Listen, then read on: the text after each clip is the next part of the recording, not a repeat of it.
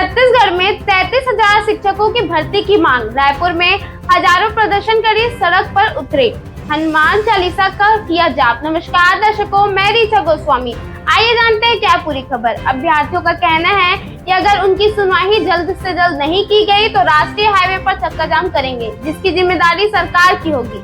छत्तीसगढ़ में 33,000 शिक्षक की भर्ती की मांग को लेकर 1 महीने से अनिश्चितकालीन हड़ताल जारी ही था, जो कि डीएड और बीएड के अभ्यर्थियों के द्वारा हो रहा था। ये गुस्सा कल ही फिर से भड़कते हुए देखने को मिला। ये अभ्यर्थी मुख्यमंत्री निवास का घेराव करने के लिए निकले, लेकिन पुलिस ने उन्हें बैरिकेड लगाकर रोक दिया, जिसके बाद हजारों युवक सड़क पर बैठे हनुमान चालीसा का किया जाप और सरकार को उनके विचारों पर उतरने के लिए प्रेरणा मिली।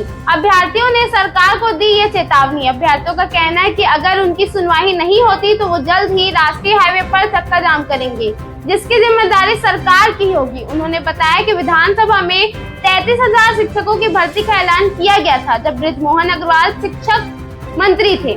उन्होंने ट्वीट किया था कि भर्ती प्रक्रिया शुरू होगी, लेकिन पिछले 1 साल में भर्ती नहीं हुई। कई अभ्यर्थी ने नौकरी छोड़ दी ताकि इस भर्ती की तैयारी कर सके, और अब वे सड़क पर आ गए हैं। बीजेपी के संकल्प पत्र में भी कहा गया था और वादा किया गया था युवकों से कि आने वाली सरकार बीजेपी के संकल्प पत्र में उन्हें शिक्षकों की भर्ती का वादा किया जाता है, लेकिन अब तक भर्ती नहीं हो रही है। उनका कहना है कि उनकी उम्र धीरे धीरे सीमा पर कर रही है, जिसमें उन्हें नौकरी मिलने का भी संभावना कम हो रही है। उन्होंने सवाल उठाया कि इतनी पढ़ाई और मेहनत का क्या अर्थ रह गया। छत्तीसगढ़ में पिछले 15 वर्षों से और आर्ट्स विषय में शिक्षकों की भर्ती न होने के कारण 70,000 से ज्यादा युवक नौकरी के लिए आजीवन अपात्र हो गए हैं, जिससे जैसे जैसे उनकी उम्र बढ़ रही है, रोजाना युवक अपात्र होते जा रहे हैं।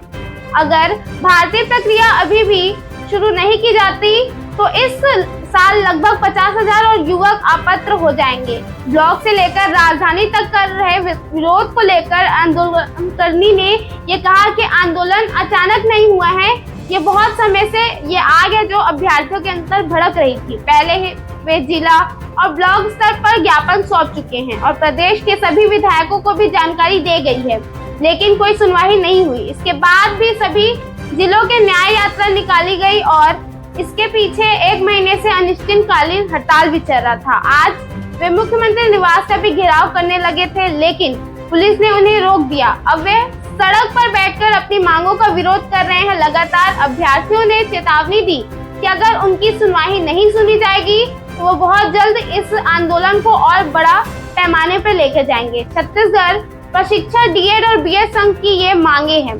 समय पर भर्ती न होने के कारण हजारों अभ्यर्थी उम्र की सीमा के पार कर रहे हैं, इसलिए उन्हें आयु सीमा में ही आंतरिक छूट दी जाए। 2024 में विधानसभा सत्र में 33,000 शिक्षक भर्ती प्रक्रिया शुरू की जाए, जिससे सभी संकाय और विषयों के पद शामिल हो।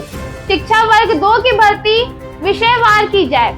युक्तिकरण के नाम पर 4,043 स्कूलों को बंद करने के निर्णय को स्थगित नहीं बल्कि निरस्त किया जाए। स्कूल शिक्षा विभाग को सेटअप 2008 को यथावत रखने हुए भर्ती प्रक्रिया शीघ्र शुरू करनी चाहिए।